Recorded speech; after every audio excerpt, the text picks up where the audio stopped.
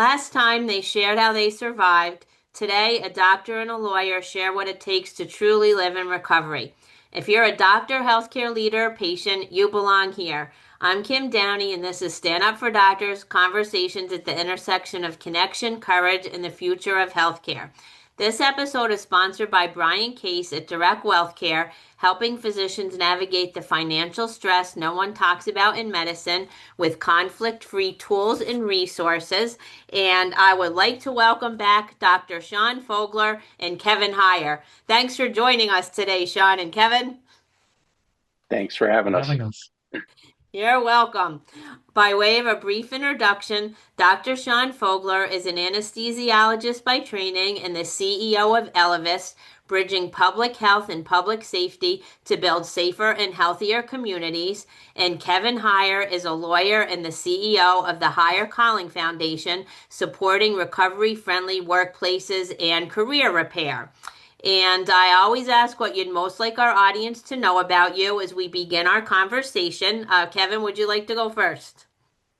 Sure. I'm a labor and employment attorney, and I lead a nonprofit that helps highly motivated people in recovery get a second chance at a career. And we provide services that insurance doesn't cover to help people get that life-saving second chance in the workplace. And that's really what we do with the Hyer Calling Foundation. So at the end, be sure to check out our website, hire-calling.org. And thank you. And we'll put any links that you wish in the show notes. And I love the work that you do. It's so important. And Sean, what would you like us to know about you today? Well, I guess firstly, I'm a father of two amazing children. I'm also the founder of Elevyst, a public health consulting firm.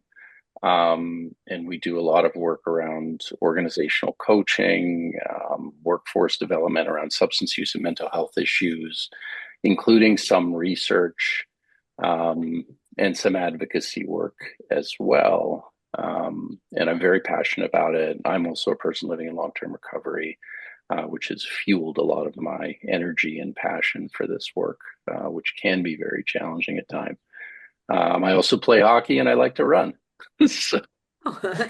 I love that. I don't recall you sharing that last time. No, I So don't think I did. Yeah. yeah, well, that's great. And your work is so important as well. And I did have you both on about 9 months ago, and we wanted to go a little deeper this time. So I did want to start by sharing just a couple comments and statistics. And substance use disorder among physicians, while 10 to 15% is the estimated statistic publicly, these figures are considered underreported because of stigma and fear of losing licensure.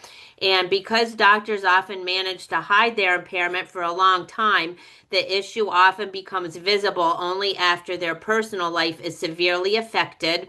And despite the high incidence, physicians often have excellent recovery outcomes when participating in tailored programs with a success rates of 75% to 90%.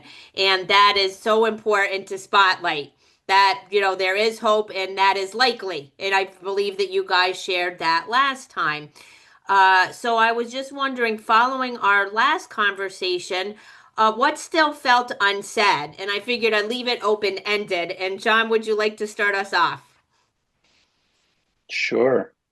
Wow. Well, there's so much. I think the last time we talked a lot about the culture of silence and the system and some of the structural issues. Um, and I think I spoke mostly about the work, but not as much about my personal experience.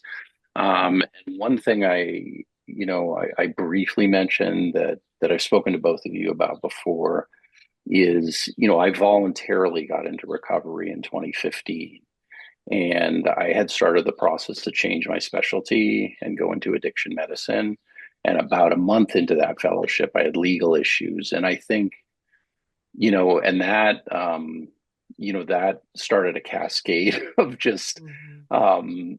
so many challenges, and interesting angles to these issues. And I think it highlights how complicated recovery can be. And I mean, Kevin knows as well, it's not a straight line, not even close. Some lines are straighter than others. but it can be really, really challenging. And I think one of the things I don't think I talked about a lot, but this feeling of isolation and disconnection as professionals. Um, we're so, our work becomes our identity, and we're kind of on this wheel just grinding away. Um, and in some ways, we're very connected. We're connected to the work and the people we're caring for, or the legal work that Kevin was doing for different, clients and his firm. And we lose ourselves in it, and we frequently become very disconnected. And I think that disconnection can lead to a whole host of issues. And then when it's coupled with a system um, that can be very punitive and harsh and not so forgiving for people with mental health and substance use issues, it can create this perfect storm that's really, really dangerous. So, um, I thought today I'd share a little bit more about my own personal experience, I at times I'm uncomfortable, like I'm comfortable, but I'm also uncomfortable with, getting a little more personal about the experience. Well, I understand that, and I appreciate both of you so much, which I'm sure that I shared the last time. And for every single person, it's an individual decision, and it is hard to share stories. But for those who can and when you can, I think you both realize part of the reason you're doing it is to support your colleagues. And it's kind of a different kind of me too, so that they'll feel less alone. If you guys experience feelings of isolation and disconnection, that you want to save other people from going through some of the same things that you did, and some of the ways to do that is to share your story, so then other doctors and lawyers and healthcare professionals and anyone will feel less alone. So, and also I believe you'd say that it also takes away some of the shame, right? The shame hides in the darkness, and that when you're willing to come out and share your story, and hopefully you've been pleasantly surprised many times with the people who have accepted and supported you. I hope I don't want to speak for I, you. So Kevin, I hope but you finish. Go yeah, ahead, I just Sean. wanted to say one last thing. Stories are really powerful, and I agree with everything you said, but there are significant risks to sharing your story. And, just personally, I've had some extremely powerful experiences sharing, my experience. And I've had some awful ones too, where I've felt even more shame, when I stepped away. So and I think that makes it really challenging and tricky. It's not just, hey, come out and share and be open, and that'll address stigma and make your colleagues feel more comfortable to come out. It doesn't always work out that way. And so, yeah, it's a little bit tricky, and how you deliver your story and who the audience is, and are they ready to accept it? And in both of our professions, sometimes that's an absolute yes, and sometimes it's absolutely not the case. So I just wanted to mention that. Yeah, well, that is very important to share. So thank you, Sean. Kevin. No, I want to echo what Sean said. It can go either way. It's like a 50-50 roll of the die. I've seen tremendous displays of compassion from people. It make me feel like, what, I underestimated these folks, and people's capacity for forgiveness and understanding is much greater than we give them credit for. And I've seen other times where, as Sean has said, yes, these stories can go sideways. Because what I would say is, if I had something I want to pick up from last time, when we tell our stories, they push all sorts of buttons in other people. Because when we talk about, especially substance use, it makes our listeners look at their own substance use. Okay. And if you're somebody who may drink a little more than you should, maybe you're not necessarily a full blown, alcoholic, but you drink more than you should. And people closest to know that, you have a lot of weekends, that you're drinking more than you should. You have to look at that. So these things make us really look in the mirror and ask ourselves some tough questions. But I think that we're still better off having these conversations if we're in a position to, which Sean and I are. Because there is so much shame, and I like you used that word earlier. And I dealt with a lot of shame, and shame isn't good for anybody because it doesn't move us forward. we have a lot we can give to our profession, even if you go through mental health and substance use disorder. So that's what I like to try to go out there and say is you can come back from this. And you're right, there are people that your story is not going to resonate with. More than likely, it's about them, not you, but you still come out better off telling your story, in a judicious way, managing, what you're doing and the audience you're giving it to and where you're at in your journey. I think there's sometimes telling your story timing's everything. Sometimes timing might be a little better. I don't know. Sean, what do you think about the timing aspect of when we tell our stories? I mean, absolutely. Um, I mean, there's a lot of different factors. It would be It's nice not to be just able to timing. put those different markers into some kind of I don't know formula or app. Say yes, this is the right time for this group of people. Um, but it's yeah, it's the group, it's the timing, it's how you share. It's really it's tricky. It's tricky, and but the thing is, when the timing's right and the group is right and you share in the right way, it's you can knock it out of the park. You can, I think you can really shift some things, shift the thinking, and get people thinking about better ways to structure systems that can be very supportive and nurturing and compassionate, and help people heal. Um, but even if one of those things is a little bit off, it can really send things down a rabbit hole. And it does, and it frequently can be very shaming, and I'm not talking about like general shame, but like this toxic shame and I think people that struggle with struggle with substance use issues carry a tremendous amount of shame, and that can be like deadly. It really can be deadly, that shame. Yes, well, thank you Oh, again really? because it takes a lot of courage to share. And like you said, you guys are in a position at this point, stage in your life and in your recovery where you feel like you can do that. And to your point, it really can save lives. And we also know that there are many doctors who have gone through like the PHP programs, right? There's many. So this isn't a rare or isolated incident, and if it hasn't affected you, it's likely affected some of your colleagues. So even to gain understanding, compassion, empathy, even if you haven't been personally affected, that can make all the difference. And we talked a little bit last time, but not so much, I guess, about identity and how is your relationship with your identity, like as a doctor, a lawyer, a high performer, changed in recovery?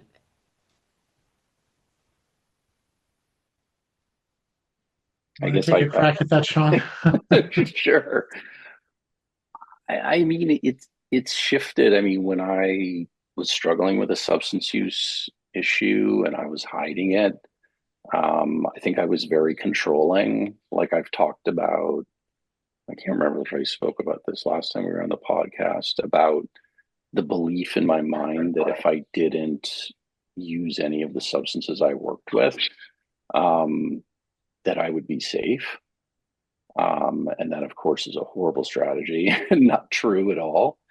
Um, and I think and I think this is true for a lot of professionals. If you're smart and you're hardworking, you think you can think your way out of the problem or control the problem. But it's an uncontrollable problem, right? Your brain is not working as it was meant to work, and the guardrails aren't there. And the substance, or behavior, if it's a process addiction, is filling, this gaping hole. And so you just can't, you can't um, solve the problem on your own. So I think, you know, letting go of that is that idea of control, and gaining, I guess, a deeper understanding and acceptance of acceptance, for things as they are, and which is really hard, I think, for people like us. I mean, it's hard for everybody as we are human beings. And I think I mentioned recently to both of you that I'm in the process of reinstating my license. And that whole process is very interesting. I mean, I've really just started it, but it's one of the things that I've learned in recovery is that I didn't need that license or my profession to be a whole, complete human being. And I've learned it, but I don't know if I totally believe it, which I think speaks to how like embedded that is, in us. Like my license was suspended, after everything and not having it. And then the professional isolation. I know like Kevin's license is intact. He didn't have issues in that way, but he also had some, and you can talk about this, obviously, Kevin, the professional isolation, and people kind of stepping away from you when you struggle with these Yeah. things, which is which is horrible, is just, I don't know any other way to put it. It's just, it amplifies the isolation and the disconnection and the shame, and then you're spinning in your head that you don't feel worthy. So I think my identity, I guess, has improved in a lot of ways. I've gained a ton of insight.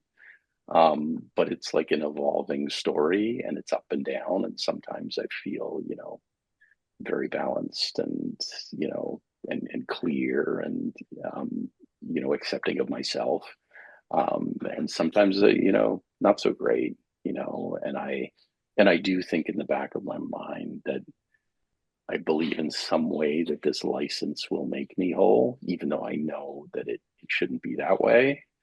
Um, so I don't know. I don't know if I answered your question very well. I think it's just a shifting thing, but I think it's an important thing to raise, for licensed professionals like You did, ourselves. yeah, and I love that you're so very honest about it, and there isn't a before and an after, right? And that there's still the ups and downs, and so many times doctors get so wrapped up in their identity as a physician, and whether they're a surgeon and end up having an injury and can't be a surgeon anymore, right? It's like, who am I if I'm not a doctor? Because you go to so many years of training, and so much is wrapped in with that. It's messy. So I love your honesty in sharing, even some years out, that it's still messy. Like that's honest. It's the truth. It's the truth, and it's a journey. There's really no end point. I know so many physicians that have struggled with either losing their licenses or retiring or struggling with a mental health issue or physical disability. I'm sure in law it's the same, similar types of things. You don't know who you are anymore, because you've, this identity of like who you are and your work is just woven into your fabric. It's who you are, and then when that's not there anymore, what's left? Um, and I don't think we get enough support around that. Even those kinds of transitions. Um, for quite a few years, I was facilitating a group for physicians where I think I was the only one who had a history of substance use issue. Most of it was mental health issues or physicians that were retiring. And it's really interesting because everybody was struggling in a very like similar way, like whether it was a mental health issue, a substance use issue, a physical disability, just straight up retirement. And they had this like existential crisis of not knowing who they are, what they like, what they want to do, this emptiness, you know? Yeah, it's very interesting and challenging. Yeah, for sure. Kevin, what does this bring up for you around surrounding identity and what Sean has shared? Yeah, sure. I didn't have licensure issues, but at least in the law, and I imagine it's similar in medicine, there are markers of success that should such a dangerous word, should have achieved at certain points in your career, certain ages. And for me, there were things I was missing despite having had the license intact. And I think for me, it was so important for me to be able to come back. I wanted to feel like I had found redemption in the bar. Um, and I did. I did eventually. I did. But it took a long time to get there. And that's part of my message is, at least in the law, and I know that physicians monitoring programs are a little different, but at the end of the day, they have a lot more in common than they have dissimilarity. um, you can come back from this. So despite all the hoops they put in front of you, and as much as yes, there are people you will tell your story to that are going to weaponize it against you, there's still more good out there than bad. And that's my message that I hope that your listeners take out of what I contribute today is you can come back from this, rather than, because what's the alternative? To wallow in self-pity and lose what could be an identity. And there's nothing wrong. I mean, lawyers and doctors spend many years in school preparing. If it's part of your identity, that's not necessarily all bad. I think there's a healthy level to where it can, or an unhealthy level it can you know transcend. But you can come back from this, and you can find redemption professionally. And I found that, and that's what I'm so grateful for. And when I'm out there trying to help other people get, when I was able to hold my head high and walk into a bar association event, and today I can do that, and I've got bona fides behind me of why I'm doing it, not just my psyching myself up. I've done some things that have gotten me that redemption. And that, Sean, I mean, do you feel like that in medicine? Can you find redemption after having had impairment or a mental health issue? Absolutely, but it's complicated because it depends. It depends Sure. on And who you are as a person too. like What were for you like doing for before it? instance, if I didn't have the legal issues, I would have been practicing right away, right? And then at the time when my license was suspended, Pennsylvania had this, archaic policy of automatic 10-year suspensions, and at the end of 2020, they changed it, right? So it really depends. It's very dependent, and the system is not. I wouldn't say it's balanced. And I don't want to get into the whole conversation around PHPs because that could be a whole other episode. Mhm. It's very complex, and you'll hear just even within that, like people have great experiences. They get their license back, which quote unquote makes them whole, right? They can, they're themselves again, and they're making money and can support themselves and their family. And then you hear horror stories. So, do I think redemption's possible? 100%, absolutely. But I think it's very complicated. It depends on the person, depends on the state and the stance towards a lot of these issues, depends on what you get in trouble for. If that trouble's caught early, right? Obviously, reaching out for help early is that is like critical. Um, when you hide it and you isolate and you disconnect, which the system drives, um, and things unravel very late where the hole is much deeper. Coming back can be much more challenging. But I do think things are evolving, and today it is getting easier to come back and come back sooner. And there is, um, more of an acceptance of like mental health and substance use issues and how common it is, and how the culture does need to change, because we want people to raise their hand and come forward.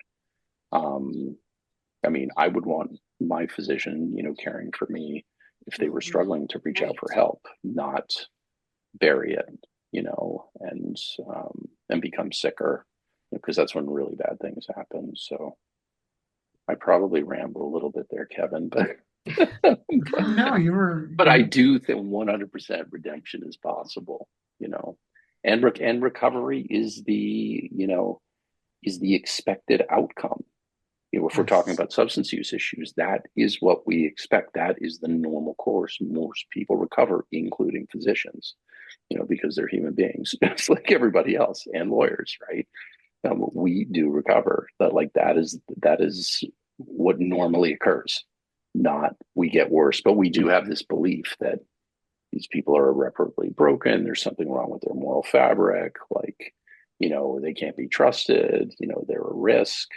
Um, and so that's, a very simplistic, incorrect view of We these issues. internalize those fears. There Oh, were risks. absolutely. I mean, I And that, definitely know in the law that's a concern is people think that if my mhm, potential clients know that I've had these issues, especially with the most sophisticated levels of corporate clients and things like that, nobody wants to take any risks they don't need to take, you know. So why go with this one attorney if they might relapse? I mean, these are tough, tough, tough ice on your face mhm, topics, but it's why having a really well tailored personal plan of recovery is so important because isn't the statistic if you can get to 5 years in recovery, your likelihood of having a substance use disorder is about that of the general population, or you correct, have an correct, 85% chance of staying sober for right, life. correct. Well, So recovery. yeah, that's encouraging. And I'm curious as to where you guys have seen a lack of support and also fear has come up. And I know during the pandemic, more than 60% of doctors were experiencing symptoms of burnout. And now it's still, I think, at least 50%. There's all different kinds of statistics. And I also know that many lawyers struggle, right? So what I wonder is there an underlying, they often say that it's more about the other person than about you. So when you've had a lack of support, do you almost feel that some of it could be those individuals underlying fear like for themselves or their colleagues, but it shows up as a lack of support? Does that make sense? I'm not sure I entirely understand what you're saying, Kim. That sometimes if you're experiencing, like you said, maybe you're drinking too much yourself, like someone, and it's almost like if you're going to shine a light on that, they're not going to support you because they're fearing what might their own feelings. Oh, absolutely. Absolutely. Because I think historically in medicine, we haven't wanted to talk about these issues um, because they're there and people do struggle. And if we talk about them and shine a light on them, now we have to do something about it. And historically, what we've done is, punish people and, at least in medicine, try and keep them out of the practice of medicine because the underlying belief is that you are a danger. You're a danger to the system, you're a danger to the patients you're serving. I would argue that the culture of silence and the practitioners that are struggling in silence, working in the system, potentially are delivering much greater harms, and are far more dangerous than opening it up and getting people support and help. And so, like, but I think we are talking about it more. I don't know how much we're doing, and professional, health monitoring programs, have strengths and weaknesses, and I think still have a long way to go. But some of their policies and practices internally, um, are problematic, let's just say. And I know many people have been, through them. So, like, yeah, I think it's, shining a light raises a lot of questions, right? And there is this culture, I don't know in law if it's the same, Kevin, but this kind of culture of exceptionalism, like these problems aren't really ours, like we care for people with these issues, but we don't want to talk about us, because we have to kind of, we're the helpers, like, and we have to always be there, um you know to support our patients, and we can't let our patients know that we struggle as well, right? I think a lot of that, like that idea had been around for a long time. I think it's starting to change a bit, but I still think it's there, right? Like, mental health and substance use issues aren't really our issues; they're our patients' issues, and which we know is not true. Well, I mean, doctors, lawyers. I mean, we're human beings. We suffer at least at the same rate. Really, probably much higher when it really comes down to it because of the systems we're working in. I don't know. Did I answer your question, Kim? Yes. Yeah. And we could talk for hours, I think. And I recently did have an episode with two addiction medicine physicians, and they even spoke how there's some stigma against them by their colleagues, even the fact that they practice in that specialty. So there are so many angles, and it is so important to talk about. As we wind down, if someone wanted to be supportive, what can they do? Whether you want to share a little about your own work, your businesses, a next step, how the system needs to change. I know that's a very big, broad, long question, but anything just that you wanted to share that you haven't yet during this episode, Kevin? My message for all high achieving professionals, not just doctors and lawyers, but is that substance use often comes with a certain element of success, especially with alcohol. If there's any, my issue actually happened to have been stimulants and drugs. If there's any silver lining to a drug problem, it's not socially acceptable. No one asks you why you don't socially use hard drugs, but people will ask you why you don't socially drink you know um so that you need to be conscious of this stuff and understand how to manage it and go into these things realizing that if you think you could have a problem or you just don't even think you have a problem but you want to just be wise about your substance use, to be cognizant of it, because addiction is insidious. It's a slippery slope, and by the time you get in trouble with whatever professional licensure board, you've already got some damage to repair. And the longer it goes without addressing it, the harder it is to come back from. So, my message to people would be is that just be cognizant of your substance use. Certainly lots of people can drink and they don't have a problem, and that's great. Just be aware that this stuff does tend to unfold slowly and it's a slippery slope. And it's just by the time you're in trouble, it makes it harder and harder to come back from. So if you do think you have an issue, the sooner you reach out for help, because there is help through something like in Pennsylvania, we have lawyers concerned. So lawyers of Pennsylvania, New Jersey has the lawyers assistance program. There are resources out there for attorneys, and as I'm sure Sean can elaborate on, for physicians who think that they may have a problem, to get ahead of this stuff before it reaches these sad stories we hear of where there are problems with licenses, where there is, God forbid, justice involvement. The sooner you address it, the better. Mm-hmm. Yeah, And my absolutely. organization can help you with that too. Hyer Calling Foundation, which is a 501c3 based in Philadelphia. And if anyone goes to our website, there are ways they can reach out to us and our team, and someone will get back to them. And even if it just means we're just redirecting them to another resource, we'd be happy to do that. Well, thank you very much, Kevin. And Sean, if there's anything else you'd like to add that you haven't shared yet, or for someone listening who's once where you were and hasn't taken that first step, if there's something you want them to understand right now, whatever you want to share with our audience. Yeah, I think what Kevin said, was excellent. I would say isolation is deadly. As much as you feel safe, you are actually in the most dangerous position.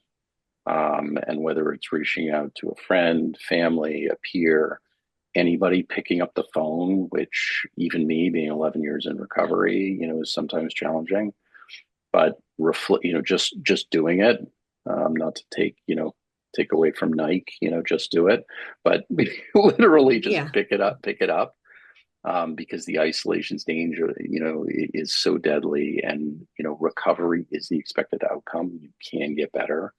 um, things can improve. And the other thing I would say, just related to my own, recent working on reinstating my license, your license doesn't make you a whole person. It doesn't make you a complete human being. It is not who you are, right? And that may be hard for people to, accept or acknowledge, but it is the truth.